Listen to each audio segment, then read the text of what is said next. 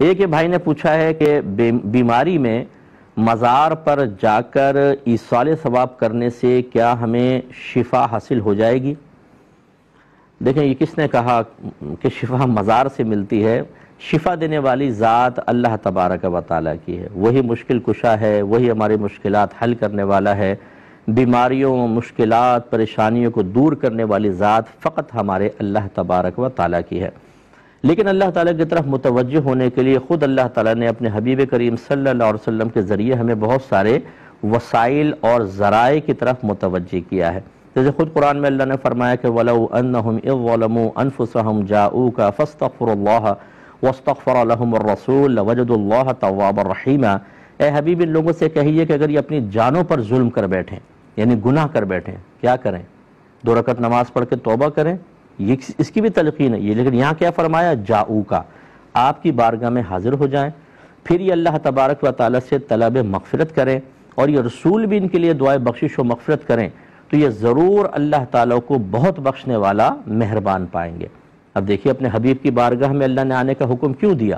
کیونکہ نبی کریم صلی اللہ علیہ وسلم جب استغفار کریں گے تو ہمارے استغفار میں ان کے استغفار میں زمین آسمان کا فرق ہے، اور مقبولیت کے امکانات بہت بڑھ جاتے ہیں۔ ایسے کوئی اس کا انکار نہیں کر سکتا کہ کعبۃ اللہ کے پاس جا کر دعا مانگے اور گھر میں دعا مانگے، فرق ہے کہ نہیں؟ روضہ رسول پہ دعا مانگے، اپنے گھر پہ مانگے، فرق ہے کہ نہیں؟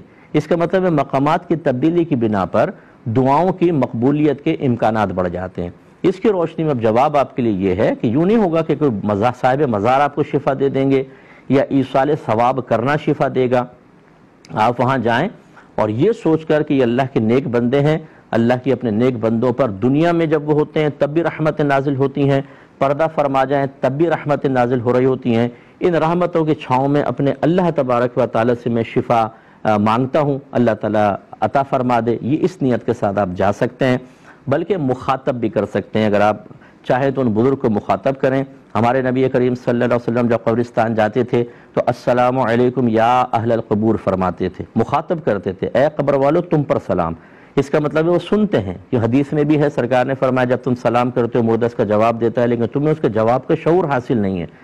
سلام بھی دعا ہے اور جواب بھی اس کی دعا ہے۔ اس کا مطلب ہے جو عام آدمی مردہ قبر میں ہے وہ بھی آپ کی آواز سنتا ہے اور آپ کو دعا دیتا ہے، تو صاحب مزار اگر اللہ کے واقعی نیک بندے ہیں تو آپ ان سے عرض کر سکتے ہیں اس طرح کہ حضور آپ اللہ کی بارگاہ میں میرے لیے دعا کر دیں کہ اللہ مجھے شفا عطا فرمائے۔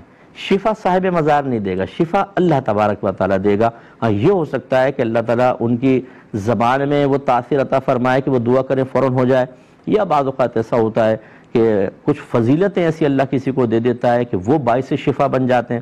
جیسے حضرت عیسیٰ علیہ السلام اپنے زمانے کے لوگوں کو، خود قرآن میں ہے کہ میں مادرزاد اندھوں کو بینائی دے دیتا ہوں، جسم پہ ہاتھ پھیرتے تھے کوڑ کا مرض، برس کا مرض ختم ہو جاتا تھا۔ تو یہ اللہ تبارک و تعالیٰ نے آپ کو دیا تھا، یہ معجزہ عطا فرمایا تھا۔ اسی طریقے سے کرامات بھی ہوتی ہیں۔